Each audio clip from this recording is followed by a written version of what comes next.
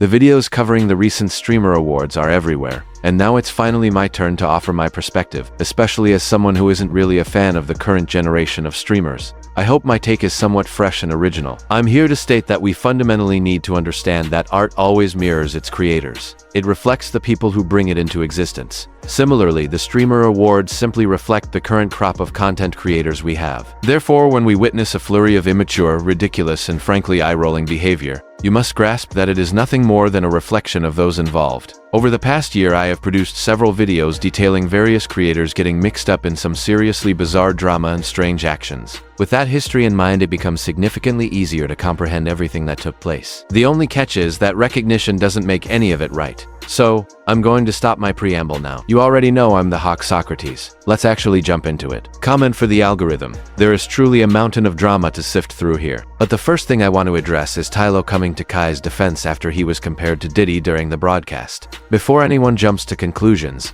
under normal circumstances, I as a black man would absolutely step up to defend Kai because drawing a comedic comparison between a black man and a violent abuser is pretty messed up. However, honestly, in this particular situation, so congratulations to you. Oh, and also, congrats on your new documentary with 50 Cent. That was you, right?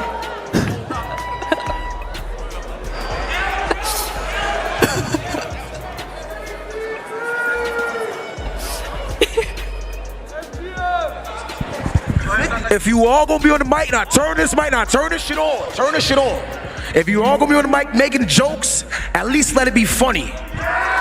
I will clarify why this clip doesn't provoke any reaction from me. First, let me acknowledge that I completely get why Tylo intervened to defend Kai. That's his friend. Kai has supported him significantly. That's the nature of their bond. The least Tylo could do was defend him when someone was making a tasteless joke comparing him to Puffy. But in Fan's defense, there are multiple clips of Kai himself leaning into the Puffy jokes. So, if it's considered unfair when she does it? From Puff Diddy. Baby oil?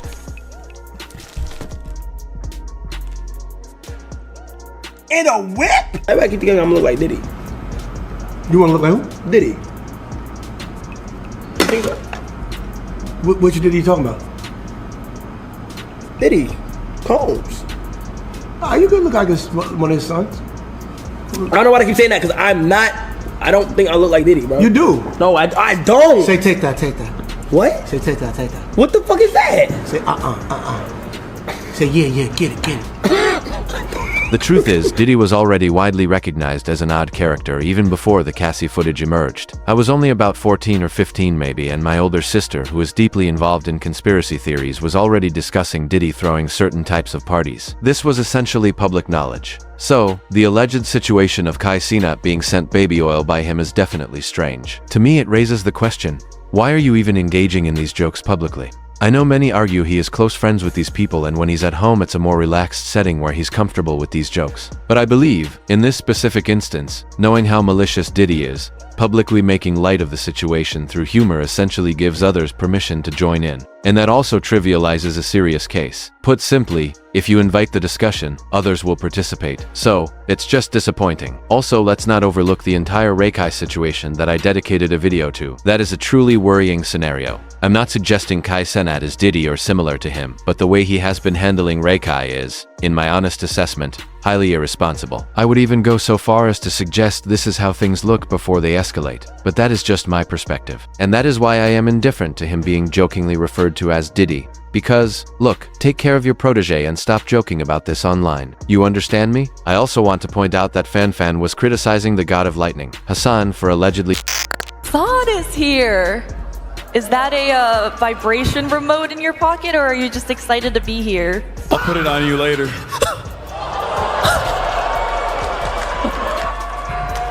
Is that a threat or like a... Could you explain your inspiration for your outfit tonight? It looks familiar for some reason to me. I don't understand. I mean, I got it in China, but... Maybe because I'm Chinese. So, yes, the Diddy joke is a bit extreme. It's just wild how a situation involving an alleged dog shocker is being referenced humorously. Now, before we delve into some more childish nonsense, let me clear the air with a moment of accidental racism because people were confusing Diddy Frost with Black Boy Max. I find that baffling because Max has a noticeably lighter complexion and Diddy Frost has brown skin. I honestly don't know how that mix-up occurred. Let's talk about India Love next, as I know everyone is relentlessly attacking her. It's tough because I did recently defend her, but let's get into it. It began when she came onto the stage and declared that Raikai and DDG were more deserving of the award than FaZe Adapt. Hello. Real quick, y'all. I know Breakout Streamer of the Year went to Adapt. And congratulations, and we respect you for what you did. But Raikai should have won Breakout Streamer of the Year and DDG. I don't care what y'all say. Shout out Raikai, shout out blah, blah, blah, blah, blah. It's just immaturity. As I mentioned, the fundamental principle with art is that it reflects the people who create it. Given this award show featured so many immature and frankly peculiar people, this behavior was somewhat expected. You can critique the awards all you want, and that's fine, but I just feel that everyone present at that event should have been on their best behavior. It's a formal setting. Clearly, a lot of time, care, and production went into it. So, the absolute minimum anyone could do is remain respectful. With India, I think social media has amplified many of her more negative tendencies. Because just look at which Hold on, Des is calling me, chat. You know, what needed to happen. I was gonna make it happen regardless. You know what's crazy though, Des? On my life, when I went over there to go talk to Raikai, I didn't like his demeanor. Like, Raikai head was down. Raikai didn't have his light. I'm like, nah, niggas need to feel this shit. Like, I don't give a fuck. Like, he just didn't have, like, Rakai's head was down. His whole, like, I didn't like that shit. Yo, buddy, somebody call me. It's a format. Now, while I said social media has encouraged her negative habits, I don't believe what she did was born out of malice. What I think happened is that she chose the wrong way to try and cheer up Raikai. She could have had a private conversation with him, reminding him that these streamer awards are not the be-all and end-all. But if I'm being completely honest, I don't really care that Raikai was feeling low. And the sole reason I say that is because everyone at the streamer awards, everyone in that room, is extraordinarily fortunate. If you feel these awards are unfair or rigged, that's okay. But every single person who attended is incredibly blessed. They possess enormous advantages. So, the least people could do is enter the event with some positive energy and behave in a way that shows awareness of the blessings they have. The conduct I witnessed from some of them struck me as ungrateful and dismissive of their own success. I think we just need to be more thankful, you feel me? That is my core point. Yes, Raikai might have been upset, but the man is hugely successful. Instead of seizing that moment to remind him of that and to encourage gratitude, India went on stage and acted immaturely. Social media enabling behavior like this is precisely why so many of these streamers seem to be developmentally stunted. There is a time and a place for things, and that was unnecessary.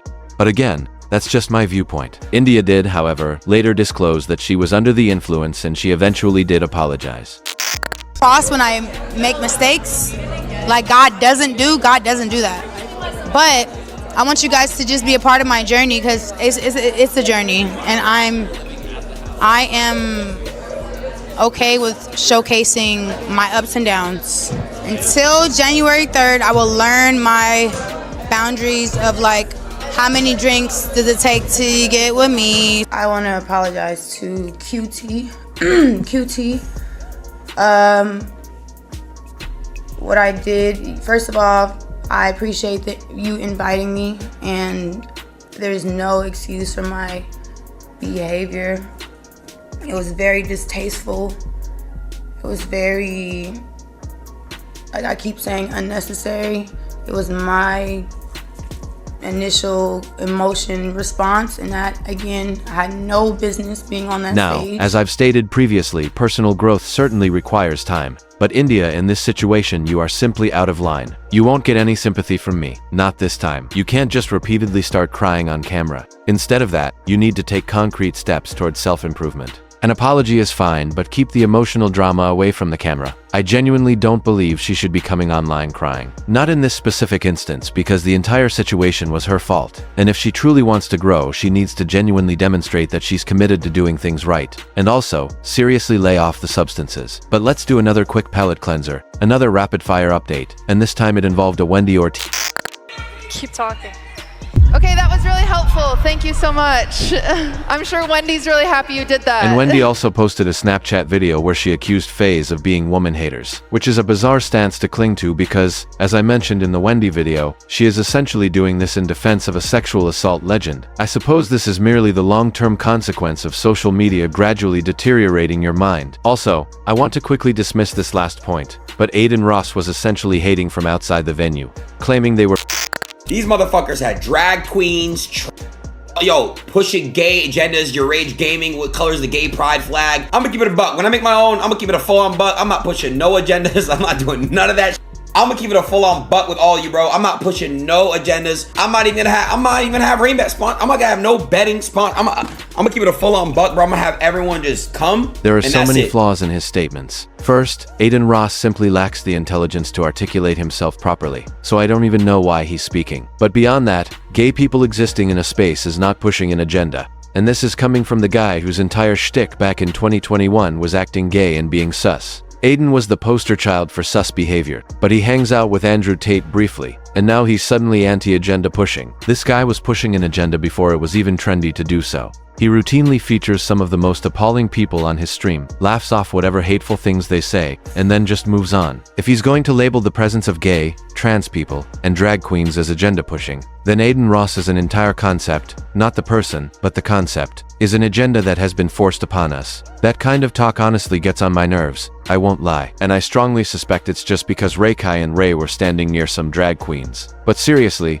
drag queens simply existing is not an agenda. That's like claiming black people being in the room is pushing the woke agenda or woke ideology. That's like saying there are too many urban folks in the room. Get out of here. Okay, but the final thing I plan to address is Kai and Ray pestering let me rephrase, simply being inappropriate toward two women who were clearly in a relationship. People can argue they are young or whatever, but come on folks, it was neither the right time nor the right place.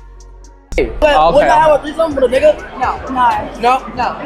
Wait, so wait, so yeah, are you straight people? Like before?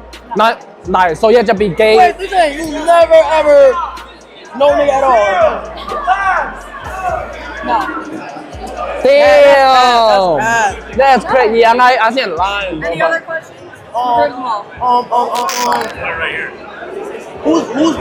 No, I'm just I know you're gonna say who's more the man and. Okay. You more like man? Oh, y'all really in love? Yes, very in love. Like you love her like? Yeah. No, we love hard. I'm saying love is a strong word, bro.